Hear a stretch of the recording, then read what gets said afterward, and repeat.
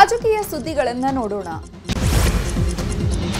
ಬಿಹಾರ ಚುನಾವಣೆ ಬಳಿಕ ರಾಜ್ಯ ಬಿಜೆಪಿ ರೆಬೆಲ್ಸ್ಗಳ ಚಟುವಟಿಕೆ ಗರಿಗೆದರಿದೆ. ಮಾಜಿ ಸಚಿವ ಕುಮಾರ್ ಬಂಗಾರಪ್ಪ ನಿವಾಸದಲ್ಲಿ ರೆಬೆಲ್ಸ್ಗಳು ಸಭೆ ಮಾಡಿದ್ದಾರೆ. ತಮ್ಮ ಮುಂದಿನ ನಡೆ, ರಾಜ್ಯಾಧ್ಯಕ್ಷ ಬದಲಾವಣೆಯ ತಂತ್ರಗಾರಿಕೆ ಬಗ್ಗೆ ಸಭೆಯಲ್ಲಿ ಚರ್ಚಿಸಲಾಗಿದೆ. ಸಭೆಯಲ್ಲಿ ಮಾಜಿ ಸಂಸದ ಜಿಎಂ ಸಿದ್ದೇಶ್ವರ್, ಶಾಸಕರಾದ ರಮೇಶ್ ಜಾರಕಿಹೊಳಿ, ಬಿಪಿ ಹರೀಶ್, ಮಾಜಿ ಸಂಸದ ಬಿವಿ ನಾಯಕ್ ಮತ್ತು ಮಹೇಶ್ ಕುಮಟಳ್ಳಿ ಭಾಗಿಯಾಗಿದ್ದರು. ಈಗ ಕ್ರೈಮ್ ಸುದ್ದಿಗಳನ್ನು ನೋಡೋಣ. ಬೆಂಗಳೂರಲ್ಲಿ ಹಾಡಹಗಲೇ 7 ಕೋಟಿ ರಾಬರಿ ಪ್ರಕರಣವನ್ನು ಪೊಲೀಸರು ತೀವ್ರಗತಿಯಲ್ಲಿ ತನಿಖೆ ಮಾಡ್ತಾ ಇದ್ದಾರೆ. ಹಗಲು ರಾತ್ರಿ ಅಣದನೆ 4 ಜಂಟಿ ಆಯುಕ್ತರು, 18 ಜನ ಡಿಸಿಪಿಗಳು ರಾಬರ್ಸ್ಗಳಿಗಾಗಿ ಶೋಧ ಮಾಡ್ತಾ ಇದ್ದಾರೆ. ಬಹುತೇಕ ಬೆಂಗಳೂರು ಸಿಟಿ ಪೊಲೀಸರು ಕೂಡ ರಾಬರಿ ಪ್ರಕರಣದಲ್ಲಿ ಕೆಲಸ ಮಾಡುತ್ತಿದ್ದಾರೆ. 4-5 ತಂಡಗಳಾಗಿ ರಾಬರ್ಸ್ಗಳಿಗಾಗಿ ಹುಡುಕಾಟ ಮಾಡಲಾಗ್ತಾ ಇದೆ. ಈವರೆಗೂ 100ಕ್ಕೂ ಹೆಚ್ಚು ಸಿಸಿಟಿವಿ ಪರಿಶೀಲನೆ ಮಾಡಲಾಗಿದೆ. 7 ಕೋಟಿ ಹಣ ರಾಬರಿ ಕೇಸ್ ಸಂಬಂಧಪಟ್ಟಂಗೆ ಆಂಧ್ರದ ಚಿತ್ತೂರು ಬಳಿ 2 ಆರೋಪಿಗಳನ್ನು ಪೊಲೀಸರು ವಶಕ್ಕೆ ಪಡೆದುಕೊಂಡಿರುವ ಮಾಹಿತಿ ಸಿಗ್ತಾ ಇದೆ. 2 ಆರೋಪಿಗಳು ಬೆಂಗಳೂರಿನ ಕಲ್ಯಾಣ ನಗರದ ನಿವಾಸಿಗಳು ಎಂಬ ಮಾಹಿತಿ ಸಿಕ್ಕಿದೆ. ಚಿತ್ತೂರು, ತಿರುಪತಿ ಸುತ್ತಮುತ್ತ ಆರೋಪಿಗಳು ಅನುಮಾನಾಸ್ಪದವಾಗಿ ಓಡಾಡ್ತಾ ಇದ್ರು ಎನ್ನಲಾಗಿದೆ. ದರೋಡೆ ಮಾಡಿದವರೆಲ್ಲ ಬೆಂಗಳೂರು ಮೂಲದವರಾಗಿದ್ದು, ದರೋಡೆ ಗ್ಯಾಂಗ್ನ ಉಳಿದವರಿಗಾಗಿ ಪೊಲೀಸರು ಈಗ ಹುಡುಕಾಟ ಮುಂದುವರೆಸಿದ್ದಾರೆ. 7 ಕೋಟಿ ರಾಬರಿ ಕೇಸ್ಗೆ ಸಂಬಂಧಪಟ್ಟಂತೆ ಹಣ ಸಾಗಾಟ ಮಾಡ್ತಾ ಇದ್ದ ಎಲ್ಲ ಸಿಎಂಎಸ್ ಸಿಬ್ಬಂದಿ ವಿಚಾರಣೆಯನ್ನ ಮಾಡಲಾಗ್ತಾ ಇದೆ.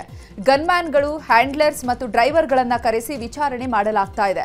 ಯಾರೆಲ್ಲ ಸತತವಾಗಿ ಸಂಪರ್ಕದಲ್ಲಿದ್ರು, ಯಾರು ಪ್ರತಿದಿನ ಮಾತುಕತೆಯನ್ನ ನಡೆಸ್ತಾ ಇದ್ರು ಎಂಬ ಪ್ರಶ್ನೆಗಳನ್ನ ಕೇಳಲಾಗ್ತಾ ಇದೆ. ಈವರೆಗೆ ಎಷ್ಟು ಬಾರಿ ಹಣ ಸಾಗಾಟ ಮಾಡಿದ್ದಾರೆ, ಅವರಿಗೆ ಏನಾದರೂ ಕ್ರಿಮಿನಲ್ ಬ್ಯಾಕ್ಗ್ರೌಂಡ್ ಇದೆಯಾ ಅಂತ ಹಲವು ಪ್ರಶ್ನೆಗಳನ್ನ ಕೇಳಿ ವಿಚಾರಣೆ ಮಾಡಲಾಗ್ತಿದೆ. ಇನ್ನು ಸಿಎಂಎಸ್ ಸಿಬ್ಬಂದಿ ನೇತೃತ್ವದಲ್ಲಿ ಕೋಟಿ ಲೂಟಿ ಆಗಿರೋದು ಇದೇ ಮೊದಲೇನಲ್ಲ. ಸಿಎಂಎಸ್ ಸಿಬ್ಬಂದಿ ನಿರ್ಲಕ್ಷ್ಯದಿಂದ ಲೂಟಿಯಾಗಿರೋದ್ರಲ್ಲಿ ಇದು 9ನೇ ಕೇಸ್ ಆಗಿದೆ. ರಾಬರಿಯಲ್ಲಿ ಸಿಎಂಎಸ್ ಸಿಬ್ಬಂದಿ ಕೈವಾಡ ಕೂಡ ಇದ್ದು ಅರೆಸ್ಟ್ ಕೂಡ ಆಗಿದ್ರು. ಹೀಗಾಗಿ ಬೆಂಗಳೂರಿನ ದರೋಡೆ ಕೇಸ್ನಲ್ಲೂ ಕೂಡ ಸಿಎಂಎಸ್ ಸಿಬ್ಬಂದಿಯನ್ನ ವಶಕ್ಕೆ ಪಡೆದು ತೀವ್ರ ವಿಚಾರಣೆ ಮಾಡ್ತಿದ್ದಾರೆ.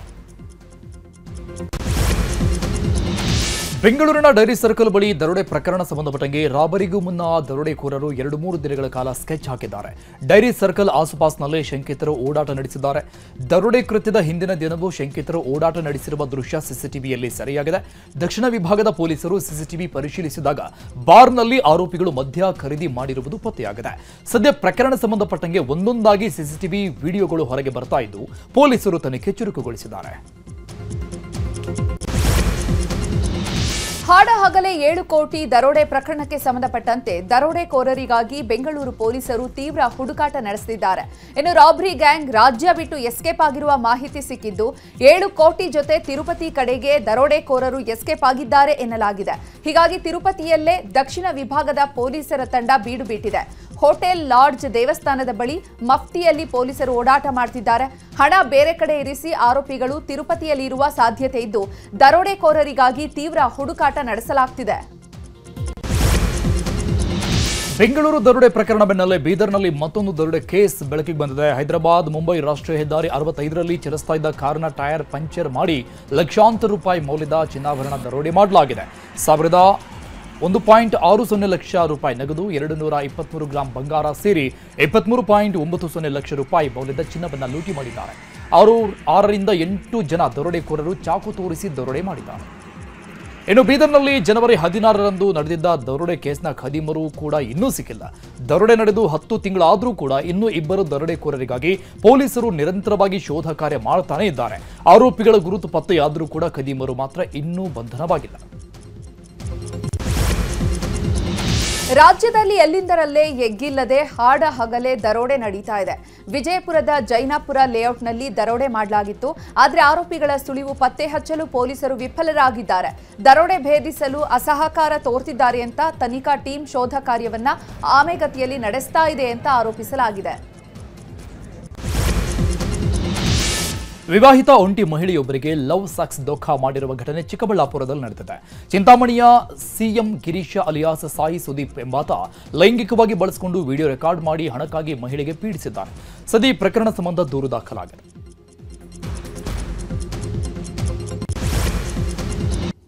ರಾಜ್ಯದ ಸುದ್ದಿಗಳನ್ನ ನೋಡೋಣ. ಧರ್ಮಸ್ಥಳದಲ್ಲಿ ನೂರಾರು ಶವಗಳನ್ನು ಹೂತಿಟ್ಟ ಆರೋಪದ ಪ್ರಕರಣದ ತನಿಖಾ ವರದಿಯನ್ನ ಎಸ್ಐಟಿ ಕೋರ್ಟ್ಗೆ ಸಲ್ಲಿಸಿದೆ. ತನಿಖಾಧಿಕಾರಿ ಜಿತೇಂದ್ರ ಕುಮಾರ್ ದಯಮ ಅವರು ಬೆಳ್ತಂಗಡಿ ಕೋರ್ಟ್ಗೆ ಸಲ್ಲಿಸಿದ್ದಾರೆ. ಅಂದಾಜು 4,000 ಪುಟಗಳ ವರದಿಯನ್ನ ನ್ಯಾಯಾಲಯಕ್ಕೆ ಸಲ್ಲಿಸಲಾಗಿದೆ. ಅಲ್ಲದೆ ಸರ್ಕಾರಕ್ಕೆ ಎಸ್ಐಟಿ ಮುಖ್ಯಸ್ಥ ಡಿಜಿಪಿ ಪ್ರಣವ್ ಮೊಹಾಂತಿ ವರದಿಯನ್ನು ಸಲ್ಲಿಸಿದ್ದಾರೆ. ವರದಿಯಲ್ಲಿ ಚಿನ್ನಯ್ಯ ಸೇರಿದಂತೆ 6 ಜನರ ವಿರುದ್ಧ ಎಸ್ಐಟಿ ಉಲ್ಲೇಖ ಮಾಡಿದ್ದು, ತನಿಖೆ ಆರಂಭದಿಂದ ಇಲ್ಲಿವರೆಗಿನ ಎಲ್ಲಾ ತನಿಖೆಯನ್ನ ವರದಿಯಲ್ಲಿ ಉಲ್ಲೇಖಿಸಲಾಗಿದೆ.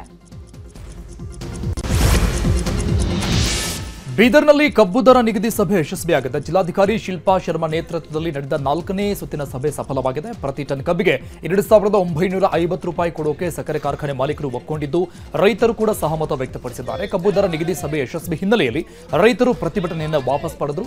ಇನ್ನು ಪ್ರತಿಭಟನಾ ಸ್ಥಳಕ್ಕೆ ಅಧಿಕಾರಿಗಳು ಭೇಟಿ ಕೊಟ್ಟು ಜಿಲ್ಲಾಧಿಕಾರಿ ಶಿಲ್ಪಾ ಶರ್ಮಾ, ಎಸ್ಪಿ ಪ್ರದೀಪ್ ಗುಂಟಿ ಭೇಟಿ ನೀಡಿ ದರ ನಿಗದಿ ಬಗ್ಗೆ ರೈತರಿಗೆ ಮಾಹಿತಿ ಕೊಟ್ಟರು. ಈ ವೇಳೆ ಕಬ್ಬು ರಿಸರ್ಚ್ ಸೆಂಟರ್ ಸ್ಥಾಪನೆ ಮಾಡಬೇಕು ಅಂತ ರೈತರು ಬೇಡಿಕೆ ಇಟ್ಟರು.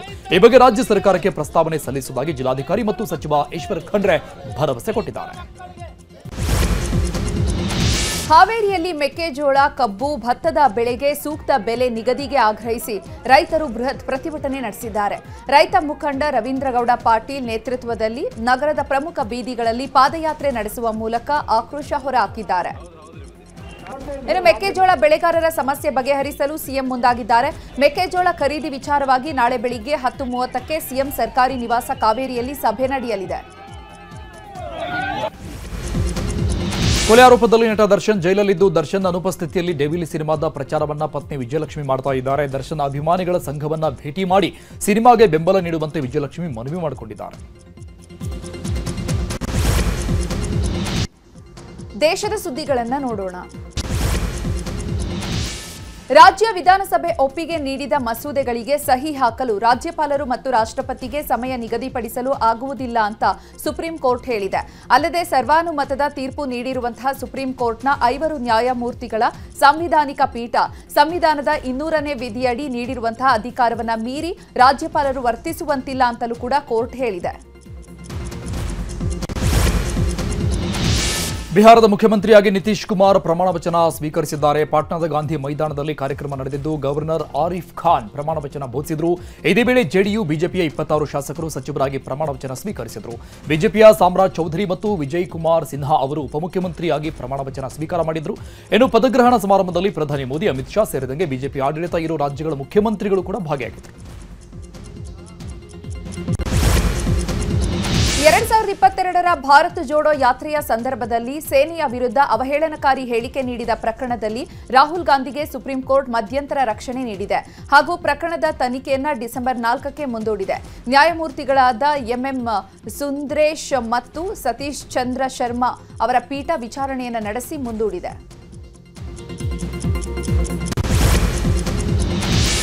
ಶಬರಿಮಲೆ ದೇವಾಲಯದಲ್ಲಿ ಮಂಡಲ ಮಕರ ಬೆಳಕು ಯಾತ್ರೆ ಆರಂಭ ಆಗಿದೆ. ಭಕ್ತರ ಒಳಹರಿವು ಹೆಚ್ಚಾಗಿದ್ದು ಕಾಲು ತುಳಿತ ಉಂಟಾಗ್ತಾ ಇದೆ. ಹಿನ್ನೆಲೆಯಲ್ಲಿ ಕೇರಳ ಹೈಕೋರ್ಟ್ ಸೂಚನೆಯೊಂದನ್ನು ನೀಡಿದ್ದು, ಸ್ಪಾಟ್ ಬುಕಿಂಗ್ 5,000ಕ್ಕೆ ಸೀಮಿತಗೊಳಿಸಲಾಗಿದೆ. ಅಷ್ಟೇ ಅಲ್ಲದೆ ದಿನದ ದರ್ಶನ ಮಿತಿಯನ್ನು 75,000ಕ್ಕೆ ಇಳಿಸಿದೆ.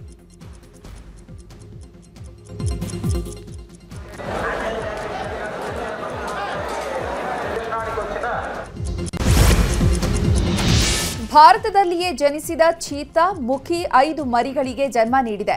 ಈ ಬಗ್ಗೆ ಮಧ್ಯಪ್ರದೇಶದ ಸಿಎಂ ಮೋಹನ್ ಯಾದವ್ ಮಾಹಿತಿ ನೀಡಿದ್ದಾರೆ. ಭಾರತದಲ್ಲೇ ಹುಟ್ಟಿರುವಂತಹ ಚೀತಾ ಮುಖಿ ಮಧ್ಯಪ್ರದೇಶದ ಕೋನೋ ರಾಷ್ಟ್ರೀಯ ಉದ್ಯಾನವನದಲ್ಲಿ 5 ಮರಿಗಳಿಗೆ ಜನ್ಮ ನೀಡಿದ್ದು, ತಾಯಿ ಮತ್ತು ಮರಿಗಳು ಆರೋಗ್ಯವಾಗಿದೆ.